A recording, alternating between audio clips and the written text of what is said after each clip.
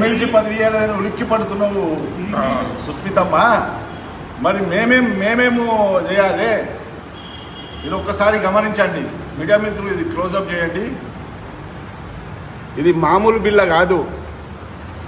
ఈ దేశ స్వాతంత్రం కోసము 3 రంగుల జెండా పట్టి నెహ్రూతో జైలు జీవితం గడిపి ఈ దేశ స్వాతంత్రంలో పాలు పంచుకున్న కంచ మల్లయ్య గారు, మా తాతగారు, స్వాతంత్ర సమరయోధుడు.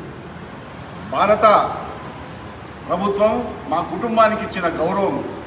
నాడు ఇందిరాగాంధీ ప్రధానమంత్రి హోదాలో 1972లో మా కుటుంబం కాంగ్రెస్ పార్టీకి దేశానికి చేసిన సేవకు నిలువుటద్దము ఈ పత్రము. మరి ఇన్ని సంవత్సరాలు మా తాతగారు బతుకున్నంత వరకు, మా తాతగారు కావచ్చు, మా తండ్రి గారు కావచ్చు, నేను కావచ్చు, 30 సంవత్సరాలుగా రేపు నా వారసులు కావచ్చు, 4 తరాల వారసులు మేము కాంగ్రెస్ పార్టీ కోసం చిత్తశుద్ధి జెండా దించకుండా పనిచేస్తున్నాము. మాకైనా కూడా ఎలాంటి పదవులు రాలేదు. మేము నీలాగా రోడ్డు మీద పడలేదే, నీలాగా రాష్ట్ర ప్రభుత్వాన్ని, రేవంత్ రెడ్డి గారిని విమర్శించలేదే, ఓపిక పడుతున్నాం.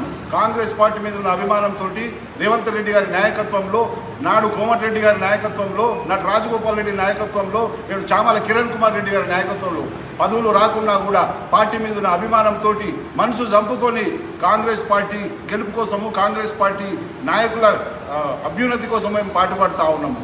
నీలా కొనాలంటే మరి మేము కూడా రోడ్డెక్కే పరిస్థితి ఉంటుంది కదా. కాబట్టి ఒకసారి ఆలోచించుకోండి. పదవులు అనేది శాశ్వతం కాదు.